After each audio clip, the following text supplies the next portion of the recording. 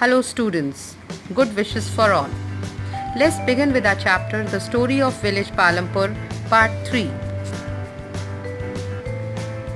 Students, land in Palampur is fixed. Farming is the main production activity in Palampur. As you can see in the picture, 75% of the people who are working are dependent on farming for their livelihood. They could be farmers or farm laborers. But remember that there is a basic constraint in raising farm production. Land area under cultivation is practically fixed. As you can see it on the given picture on the right hand side. The data is being given. In it, it is clearly mentioned that since 1950, it had started, the cultivated area was 120 million hectares. Then it was, in 60s it was 130 and in 70s it has increased to 140. Since 1970s till 2000, it is 140 only. Since 1960s in Palampur, there has been no expansion in land area under cultivation. By then, some of the wasteland in the village had been converted to cultivable land. There exists no further scope to increase farm production by bringing new land under cultivation.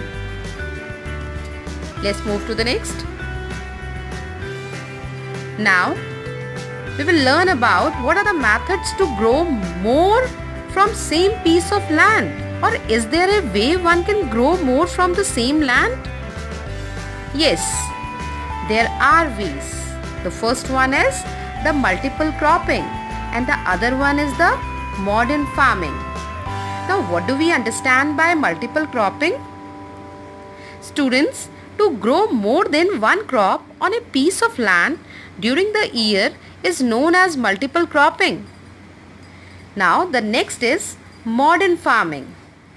As from the name itself, it is very much clear that farming, when it is done in modernized way, like using HYV seeds, chemical fertilizers, pesticides, machines, harvesters, threshers, which made plowing and harvesting faster. And later on, they were rewarded with high yields of wheat. So these are the methods. As I had told you that there are the two ways to increase farm production, that is multiple cropping and modern farming methods.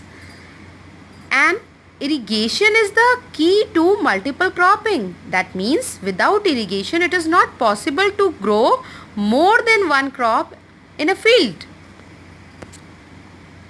Now, what are the crops that are grown in Palampur? The first one, that is the jowar and the bajra, that is being grown in Kharif season. Kharif season means in summers. They are being grown in summers and later on harvested in winters. That is, it is grown in July, August and September and thereafter harvested in winters. And the other crop which is being grown in Palampur is the rabi crop, and that is wheat, that is being grown in winters in the month of January, February, March, April, May, June. And it is being harvested in the summers. Now, what are the other crops that are being grown in village Palampur? Now, as a third crop, that is potato, being grown as a third crop from October to December. And what are the other crops now? The total other crops are jowar, bajra, wheat, potato as a third crop, sugarcane. These are grown in 1 year. Now, move to the next. Now, we should see the difference as I had talked to you regarding what are the methods to increase on one plot.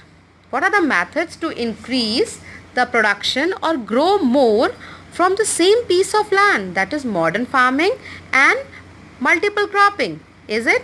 Now we are going to compare between what difference between modern farming and the traditional farming.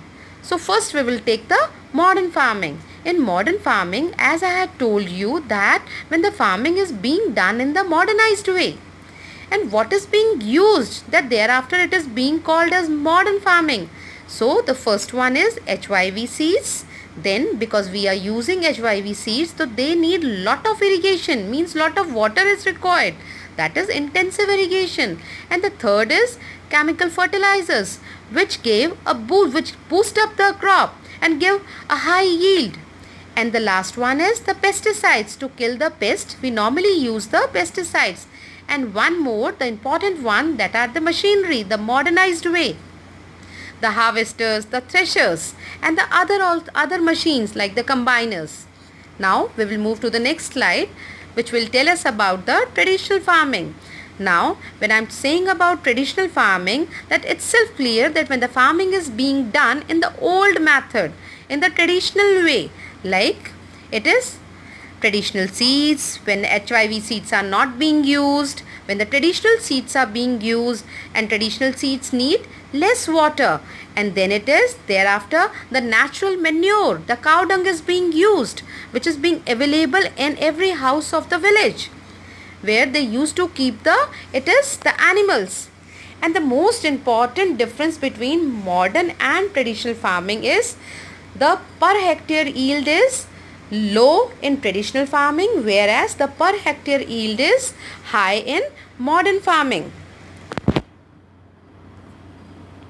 Now we will learn that will the land sustain when we are going to use the chemical fertilizers and pesticides to grow more crop from a same piece of land, or to have high yield.